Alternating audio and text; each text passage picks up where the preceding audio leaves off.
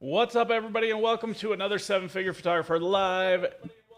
Sorry, that did not go to my AirPods. Mia's audio is on. This is typical. We always mess stuff up at the beginning, so Check that's it. all right.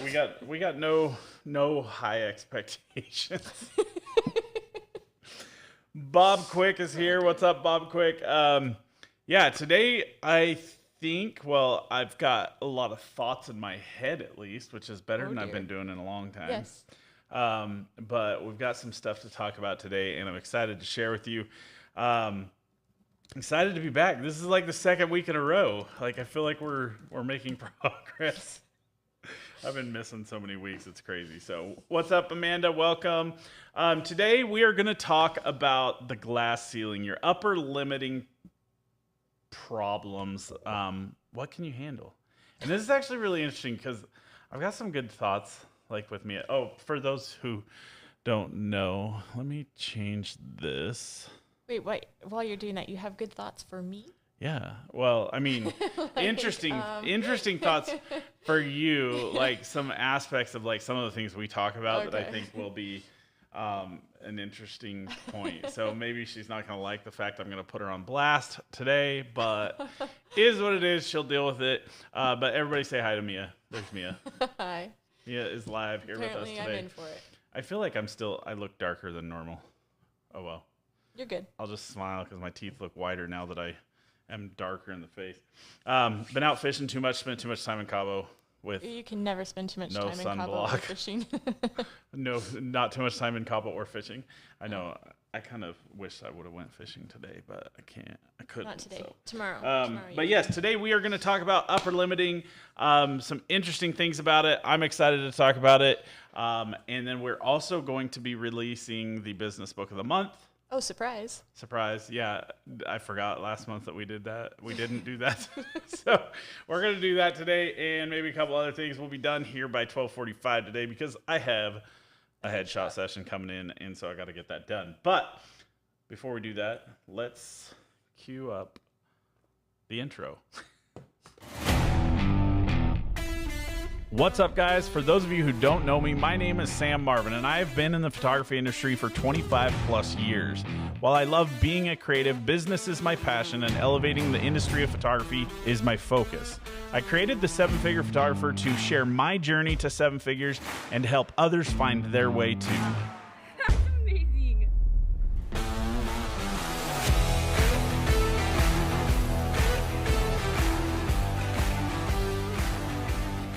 Is it still playing the music? I'm itchy. I'm still really itchy. Like everybody's been making fun of me because everywhere I go, I look like a bear scratching my back on a tree. I find a door jamb that I can scratch my back on, or have to have Mia scratch my back, or Michelle. I think Michelle's like so over it. She's like, when do I get some of this back? So that's been fun.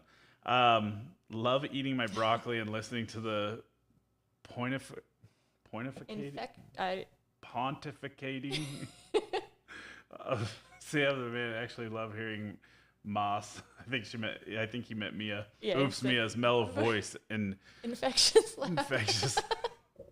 No, I'm gonna... You got a damn poet here, Bob. Okay, so I told you guys in the introduction or the description that I was going to share one of my biggest failures, and this has kind of been coming to me for the last like week. I've had a lot of reflection time, a lot of self, like just like thinking about what's going on in my head, where I'm at, what I'm doing. Been struggling with a lot of things. And what I have really recognized is kind of like when things started to change, when like all these different things. And I know you're already thinking because of the date that I just asked you, but you might find that like I have some different thought about it. This morning I had to go to the doctor, and I jumped in the car, and one of my top 5 books that I've ever read came to my mind, and I was like, you know what? I haven't been like, I get in the car and I just drive, I listen to music, and one of my favorite things about driving in the car is listening to my books, like, right? And so I was like, you know what, today I'm gonna download one of my favorite books. I'm gonna re-listen to it because it's one of the books that just really for me, changed my life. It's really funny because I love this book. It's like I said, it's one of top 5. Mia read the book and she was so underwhelmed. She was not in the least bit excited about it. And so I want to share kind of like just instantly the first little part of the book I was listening to today. I was like, oh my gosh, I know what I'm going to talk about today. And part of that is really just identifying where your glass ceiling is. Now, apparently glass ceiling, I'm going to actually read you the dictionary definition of the glass ceiling. Obviously, a glass ceiling is just glass on the ceiling, but an unofficially acknowledged barrier to advancement in profession, especially affecting women and members of minorities. But that being said, I think we all have our own glass ceiling. Where are our limitations? Now, some of you on here, I know you have your own glass ceilings. Some of you who aren't on here that I want to talk about, but I can't talk about. There's so many different things and so many places that I see this, but yet we go so much time where we forget like all the different things that limit us and the things that happen in our life. But in the past week, I've been thinking, okay, what is going on in my life? There's like, I've had so much incredible change in my life in the last like year and a half, 2 years. Now, some of it I haven't told you guys about yet, and I'm not ready to tell everybody about it yet. Will it come? Absolutely, it's going to come. And part of it is like It's big. it's huge. Part of it is like I'm not ready Yes. to share with Everybody. Which Would happen. Yeah. And there's people on here that yeah. So anyway, that's what it is about. But I noticed this shift, and one of the biggest things is I've honestly kind of aligned it or connected it to Ansley's death, which was in January of 2021. I'm getting Mia all choked up You're already. But that was kind of where I saw the shift in like my patterns and in my life. Like that definitely it. In fact, I'm going to put Mia up so she can cry on screen with me. Oh, you're my favorite. So here's Mia.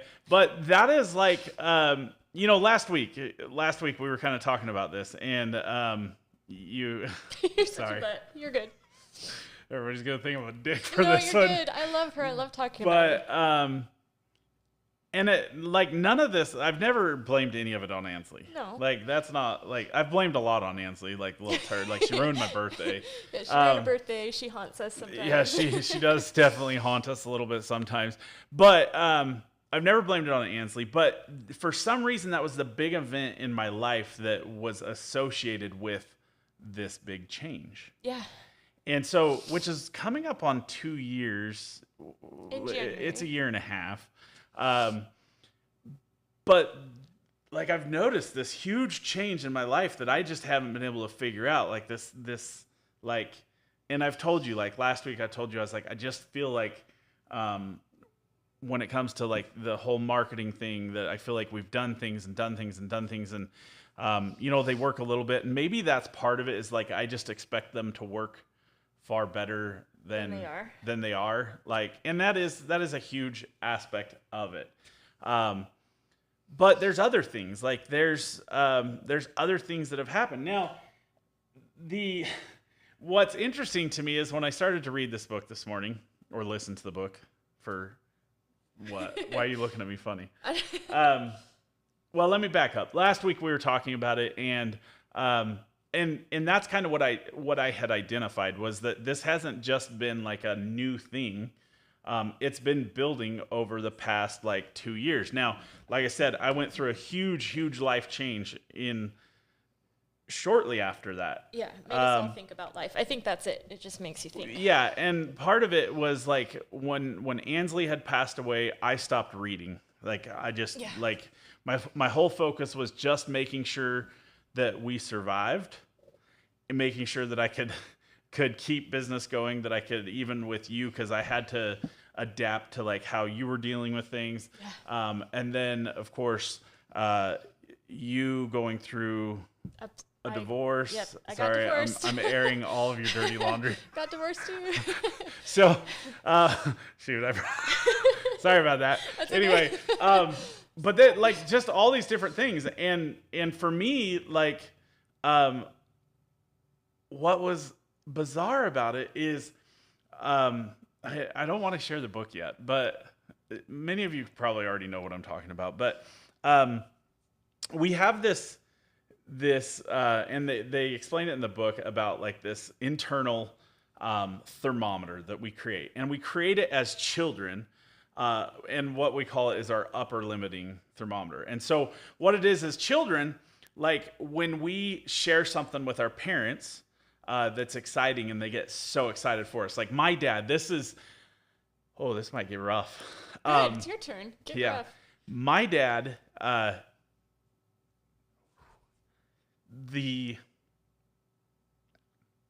was the seventh of seven. Wow. I didn't expect this. I was the seventh of seven children. And for some reason, I wanted my dad's approval about a lot of things. One of the things he loved was going out in nature, spotting animals, spotting birds. I loved like going bird watching with him and stuff. And I got so much, what would be the word? Satisfaction? Notoriety from my dad when I would spot a bird and I could identify the bird. Said that, yeah. And so I haven't told many people this. It got to a point where I would spot things far, far away that didn't exist. I remember you saying that. because I wanted my dad to recognize that. So one of the hardest things was that we shared this love of nature. We grew significantly apart, struggled in a lot of things. Somebody pointed out to me probably like 3-4 years ago, asked me the question, why is there so much negative space or so much like landscape in your pictures?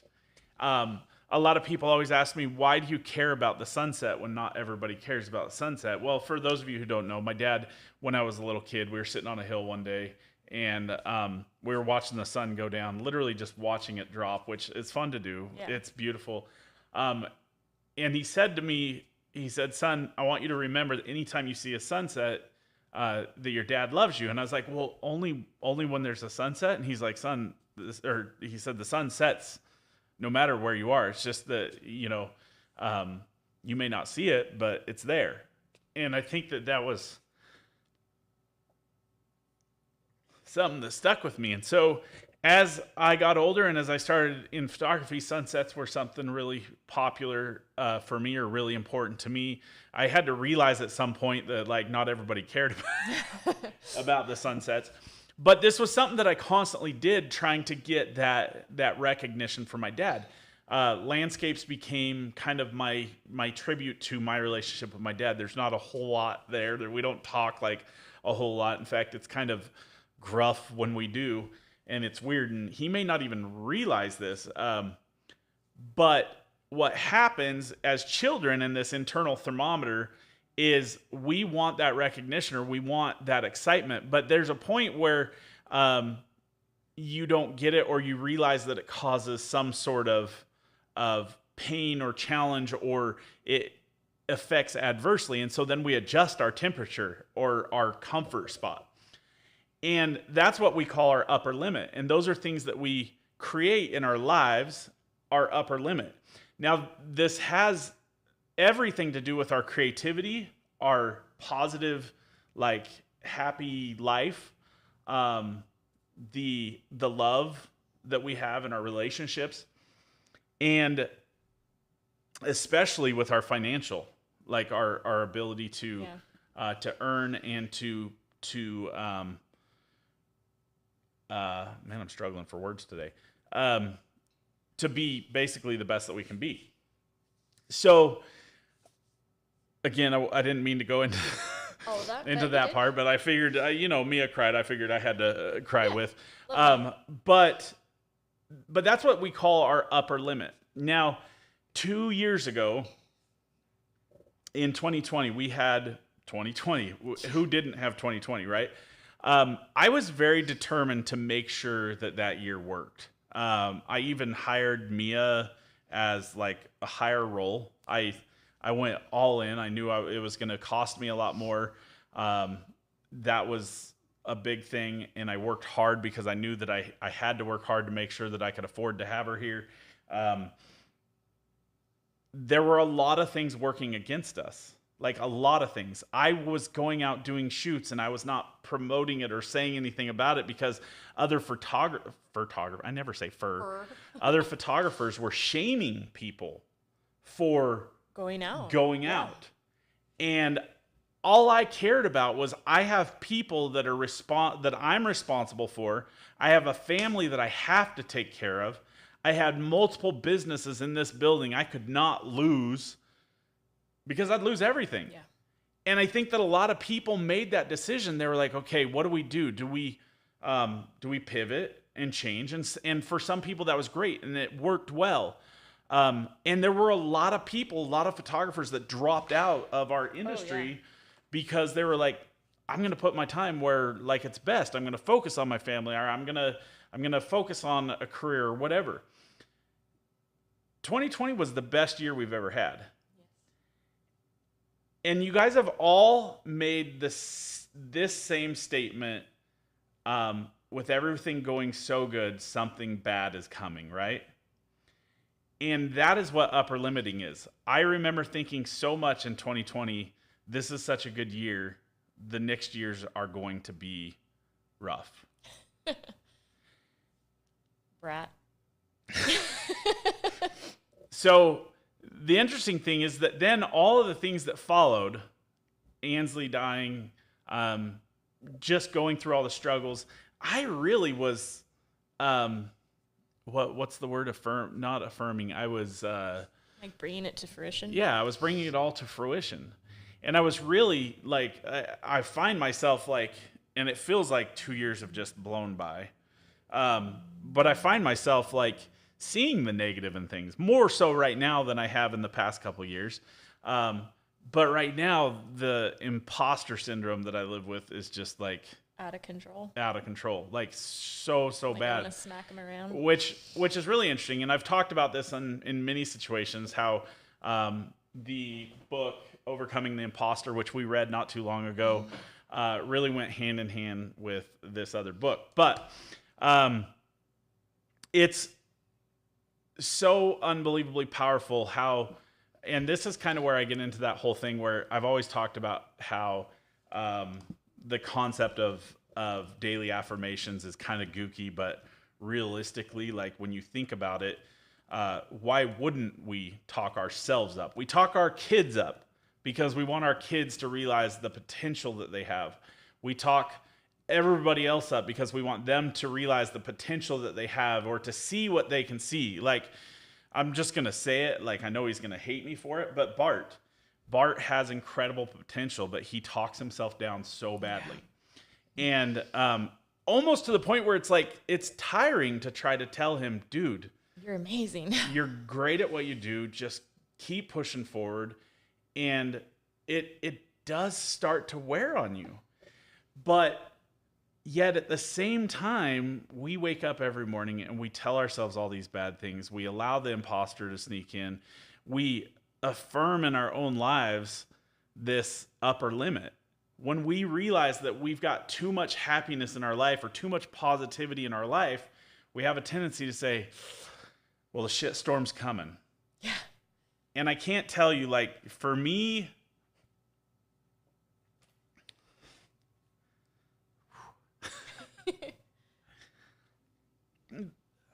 I can't talk.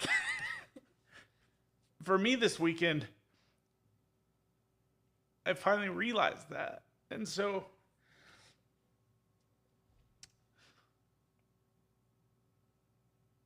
now what's funny is so many of you, I'm sure, sit out there thinking Sam's got his shit together. Mia always thinks I have the best luck. You do, you butthole. She thinks everything just falls in my lap. But I think people fail to see, like, we all have different battles. And despite the fact I do make really good money in this industry, I do have great success at what I do. My challenges are big, just like your challenges. And just like every one of you have challenges, you've set your glass ceiling so low in so many situations that when you get close to that success, you start to recognize, I don't deserve this. I don't deserve it. And so you pull back, or you unintentionally sabotage yourself in what you do for yourself. So, of course, this kind of leads us into, and I'm probably not doing this real justice, but to me, it was one of those things that in the last couple of days, it's just really hit hard. I felt really inspired to restart that book today, because I was finding myself in a position where I was like, you know what, I haven't really been trying to learn, because for me in my life, when I'm on that constant journey of learning, or bettering myself.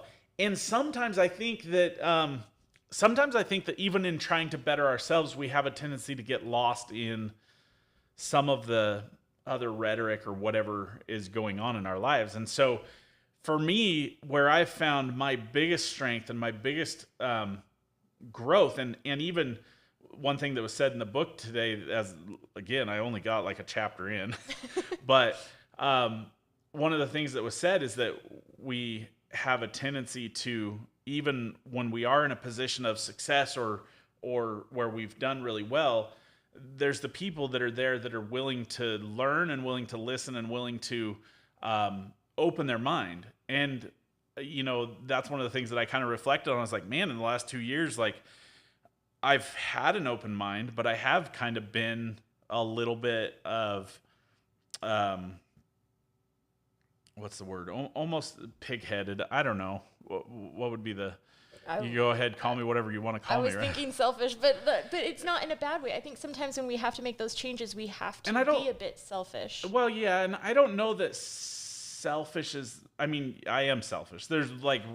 But I think anybody making those changes, there has to come a point where you're like, okay, world, just you have to be selfish at some point. Hold on. Like, I have got to take care of myself for 5 minutes, or I am worth nothing to anybody. And honestly, to really put it into perspective, I am selfish. I do take care of myself, I think, pretty well. But at the same time, like, I have focused so much on everybody else. Like, my whole life is focused on making sure that you guys are taken care of. My focus is on my family, making sure they're taken care of. Like, but then that is where, I mean, that's where I find myself right now is like, am I happy?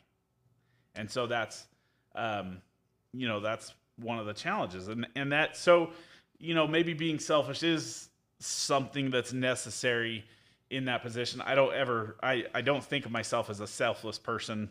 The thought of saying that I need to be more selfish kind of makes me feel really awkward. But at the same time, the word that I'm looking for is, I can't even remember what I was saying. You weren't getting there. That's why I threw out selfish. Yeah. You said pig-headed, but... just more, and not even prideful, but less open to suggestion or to learning. And that's kind of like, that's the one thing that I have seen in myself is when my mind is most open to learning is really when I have the best growth. So not necessarily always on a focus of growth or bettering myself, but just learning.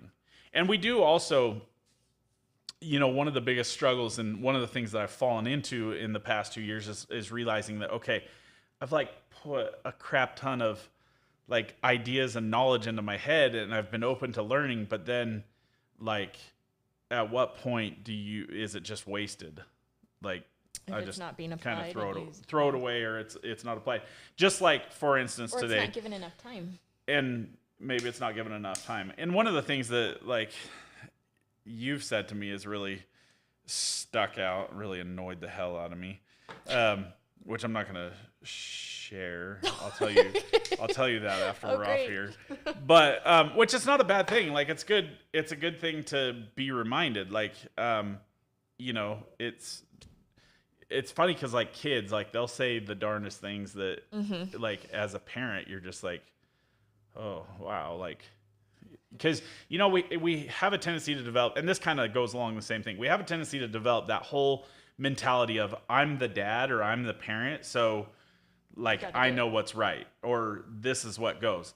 But at what point do you then hinder your children from ever trying to negotiate or trying to want for better because they know that they're going to get the same response or same answer instead of being able to say, like, man, thanks for reminding me that I'm still just a human like you are, and I'm still learning too. Yeah.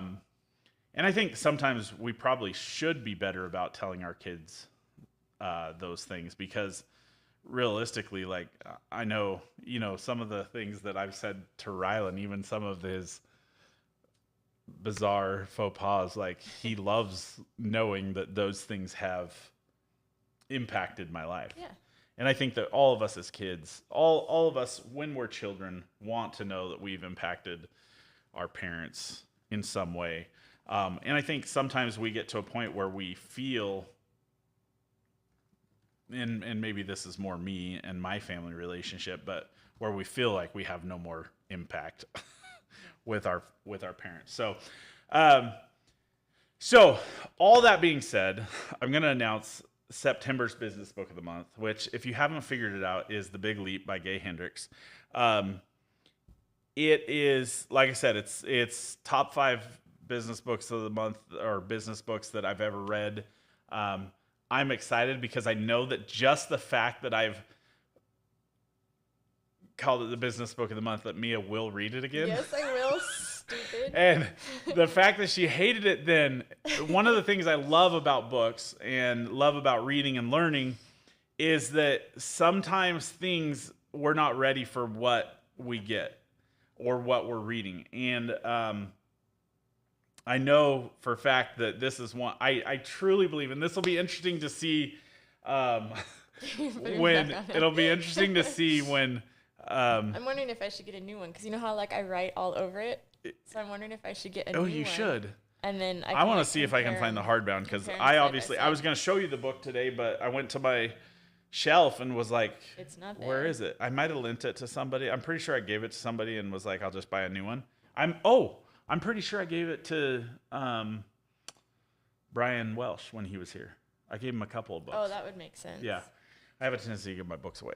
Yeah, but anyway, I'm excited because here's one of the things that I think Mia thinks that she has terrible luck. And she won't say this out loud, but I've joked with her. I'm like, dude, we need to not be friends. You need to not be around me anymore because everybody around you dies. Like, so I know that like she has her own like upper limits in some of those things, and with her luck, and like she constantly compares herself to my luck, which in all actuality, I think that really what it boils down to is it's what I put out into the world. I don't have a tendency to tell people about all the bad things that happen in my life. I don't think I do either, though. I'm just saying that like I have a tendency to focus on the good of story. Like right. I focus on stories. I focus on the good. I have a tendency to maybe almost gloat the good things. Yeah. If you will. Yeah, I'm definitely not a gloater. Well, I didn't want to be considered a gloater, but I'm just saying. I'm just simply saying that's like so. I mean, I feel like a lot of people, and I hate the thought, like, I don't want anybody to compare themselves to me. Like, if you knew the shit show that I had in my life half the time, you wouldn't want to be. But I know that, like, we have a tendency to do that. We have a tendency to compare ourselves to other people. One of the best things I ever did in my life was to stop comparing myself to other photographers. It still creeps in. It still happens on the regular. Like, I hear people. I have a note on the back of here that says, do not tell Sam when you research other sites or photographers. Yeah, that's always a really bad thing. Like, she'll tell me, like, something about, and it's funny because like I hear stuff, like I had a client in here the other day that I think booked. No, they haven't booked with us yet. But she said she was looking at a bunch of other photographers, and another photographer she had talked about was all booked out for the year. And I'm like, well, shit, I'm not booked out for the year. Like, what am I doing wrong? And you dive into that photographer and look at them, and they've only got like 6 sessions for any year, and I'm shooting 6 in 2 weeks, like, or more than that. Well, no, 6 in 2 weeks. So yeah, like that's not a good comparison. No. Like, but again, that's still something that totally takes like me down a notch, and it gets into my head, and that imposter comes in. If there's one thing that is not like comparing, it's hard to compare apples to apples when it comes to photographers and to studios and to anything in the world. Like, it's not even necessarily fair to compare to me, because I am like, I'm the guy that goes to work every day, sometimes at 7:30 in the morning and doesn't leave until 10:30 at night. And not many of you women could ever put that much time in because you have families. And I don't blame you for that, but don't beat yourself up for it, because you got to be a parent still. And the last thing you want to do is feel like the regret that I have a tendency to feel on a regular basis, because I started this to work hard so that my kid could have whatever he wanted to have. But now it's like, I'm pretty sure the one thing my kid wants is to have dad home and less of the other stuff. And yet now it's harder to do that. So think about those things. I want you guys to think about, what is your upper limit? Where is your, and I think that this can be in a number of different things. Like, it could be in the financial success you have every year. It can be in really just in your relationships. How is your relationship going? It can be in, there's all these different things. And we set those limitations. And when we get to those limitations, we have a tendency to turn around and run back the other way, because we're like, wait a second, I don't deserve this. I shouldn't have this. And so we have a tendency. Also the fear of breaking through, and like knowing everything is new. Because I think that's one of the things, like, people say all the time, and this is going back to Ansley, but people say all the time, like, I don't know how you survive after losing a child. You don't have a choice. And I think sometimes we put those limits and we don't realize, even if you break through, it's going to be uncomfortable. Yeah. Even if it's good stuff, you're going to have to learn how to navigate a new job, how to go back to school, how to do all these other things. And sometimes I think that scares us enough to be like, I'm comfortable enough where I am that I'm not willing to break it. And that's exactly where the tattoo that I want to get that's the concept of the 4 stages of consciousness, is learning that once we break through, we can deal with new things. Even if they are hard, the more we do them, the more we become consciously aware and capable of doing those things. And we get good at things that we never thought we'd be good at. And it's kind of amazing, because like right now I find myself so terrified of new things. Like, I'm afraid. And again, it comes down to, I'm so scared to fail that I'm like refusing to even try. Yes. I think that's huge too. That's always been something that I've struggled with in my life, but I feel like for the past like 7 or 8 years, I've kind of pushed that aside. Actually, I can't even say that I've pushed it aside. I've let it scream less loud than other things. So find your upper limit, understand where it is, and figure out ways to break through it. Read this book, because this book is, honestly, I've touted it forever. I love the book. I read it because you told me it was amazing. And I was like, I think that you're going to look at it a little bit differently right now. I was in a really different spot. Yeah, and and that's part of why I want so badly, and one of the reasons today I was like, because I fight bringing back old business books of the month, and technically that one was one that I just put on the website because I'd read it, and I wanted something to fill the space. So we've never really actually had it as the business book of the month. Yeah. So yeah, I'm excited to see you read it. I'm excited for other people to read it and to find out like what people think of it, because like I said, it was a big life changer for me, which is funny because I read it, I want to say in 2019. So right before 2020. Yeah, right before 2020. In fact, I read it the last trip I made to Sync. No, because you went with me on that trip, huh? No, you didn't. No. You My didn't first go trip until was after Ansley had passed. yeah, yeah. It was It was like a right week after. or 2 weeks after, right? Yeah, it was something because I walked through that like a zombie. Yeah. So yeah, it was in 2019. I read it, and then going into 2020, and yet here I know all these things, and I still allowed like what happened happen. So. Well, and I think Bob has a good point. Kind of, he shared a little bit in the comments. If anyone wants to take the time to go read it, it was very interesting. And he's I know a lot of people don't necessarily know Bob, but he is an amazing person. And I think one of the, just kind of like what I got from it is that it is all changing. Like, and he finished it at the end of the day, I choose how I handle each event. And I think that's kind of what it is. If you get that foundation under you, like 2020 happened, then Ansley happened, then this happened, then that happened. Like it all just kind of starts stacking on top of you. And I think that's when people start to feel overwhelmed. And so take each event one at a time. Like you were saying, find your limitation for each individual thing. Yeah. Well, and the one part that we're not talking about that happened, I'm sorry to do this to you guys.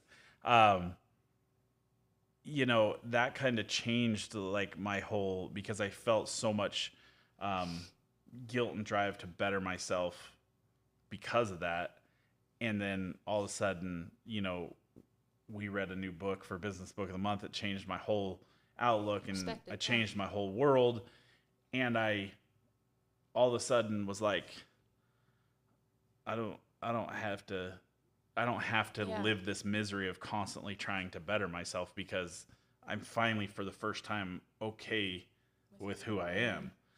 And so, that, I think that kind of put this weird ripple in the water that just kind of threw me off. And I think it was just the series of events that worked out so well together. Plus I had manifested it in my life. Like, this is too good to be true. Next couple of years have got to suck, right? Thanks for that. Hey, it's partly your fault too. No. I'm just kidding. Guys, the one thing in one of the quotes that comes from this book, it's a quote that I've used for a long time. I forgot where it came from. When I heard it this morning in the book, I was like, that's where it is. That's where it is. I'm sure I've heard it from other places, but when you fight for your limitations, you win. And that is so unbelievably true. We wake up every morning, we tell ourselves we're terrible people. We wake up every morning, we tell ourselves we can't do it. How many times has Annie told me I can't sell like you sell, and she's doing incredible right now. Like, she's killing it. And she's just starting to see her potential with what she can do with this. And but yet we have a tendency to just fight really hard for our limitations. The things we say, I can't do that because, or I'm not good like that. I'm not as good as you. I'm not this. When you fight for those limitations, you're going to win, because what else is there to do? So remember, think of yourself as your own child. Would you tell your child the things you tell yourself? Would you tell your child, you're too fat today, you need to go on a diet? Would you tell your child, you're probably not going to be able to do that because it's just not realistic and you don't have that capability? No, we would never tell our kids these things. We tell our kids bullshit lies that they're so good and that they're amazing and that they're going to do so many great things. And that's what gives them hope and belief that they can. Yeah. So tell yourself, I'm preaching to the choir here, but so anyway, that's all I got for you today. That's good. Do we have any questions, thoughts? I guess we got a lot of comments. I didn't get to read any of them. Yeah, go back and read Bob's. Kelly shared a little bit that you had suggested that book to her a while ago. Oh, did I? And your story, she said, but your story and sharing helped me see that I struggle believing I matter and make an impact in my family and my clients too. So that was kind of cool. That's funny because she's talking about the story I had with Rylan, and I think you were here when I told her that story. I think so, yeah. But I've never shared that story with Outside anybody that. else or outside that. And she made a mention of it the other day, and I was like, what story are you talking about? And then I realized, and that's the power of story. Like, yeah, that Oh yeah, impacted. how'd that book go? Huh? How'd that book Oh go? yeah, let's not talk about that book. That was that weekend too. But that is the power of story, and like you know, it really does it changes a lot of things. And that was like that trip for me with Rylan. And what was bizarre about it is like I was in my own world, like loving it, and I didn't realize how bad you were hurting. And so you know, because, and I'm going to share this part. That's fine. But so I'm not going to share the whole story, but this is hard on you. I'm sorry. It's okay. I'm going to change to just my face. Oops, that's your face. Oh, great, thanks. So when we went down to Tahoe, I took Rylan, my son, and it was a huge event for me because it was like the first. Well, It was the first time you took him. Well, yeah, it was the first time I ever took him on a business trip. Well, that's not true. I took him when he first learned to walk. He made his first steps in front of me. But I took him with me, and I was really scared. I'm really susceptible to being embarrassed by my child, and that's like the worst thing that can happen for me, because when he embarrasses me, I kind of take it out on him. I let go of everything, and I got to see him grow as a young man, and it was just really cool. It was cool. So I shared that with Kelly and a lot more in detail, but I didn't realize that was, you know, that was a trip that Ansley should have been on, and she probably would have gone with us that weekend.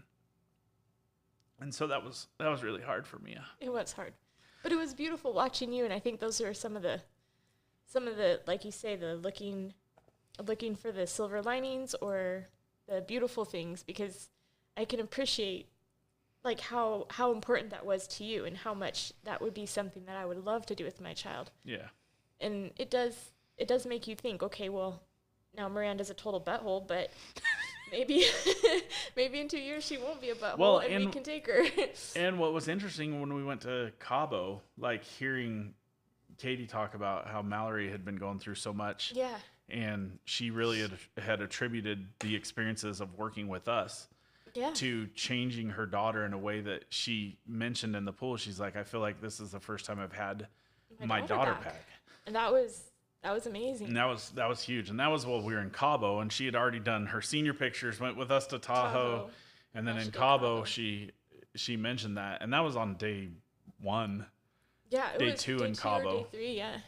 And but guys, like that was probably one of the biggest things in my life that changed, was when I realized that what we do can really impact people on that sort of a level. Yeah. So my client is calling me right now. She was texting me to tell me that she was running behind. Kelly says, thanks for sharing that your kids are jerks. Oh, Kelly, if you knew. We could talk, sweetie. All day long.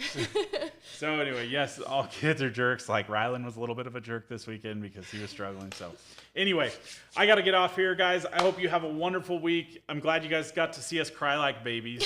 Sorry about that. I didn't mean to. I had no intention of that happening today. But have a wonderful week. Go explore your life, find out where your upper limit is, and figure out a way to break through it. That's what I'm going to work on for the next year, is figuring out my life. You might need a few years. There might be a mess in my past or a wake behind me, but we'll figure it out. So, that's it. That's it. Oh, Peace that out, wasn't Girl even Scout. that wasn't even me talking. It was you. Oh, great. So, all right. That's my favorite. Take care, guys. Have fun. Peace out.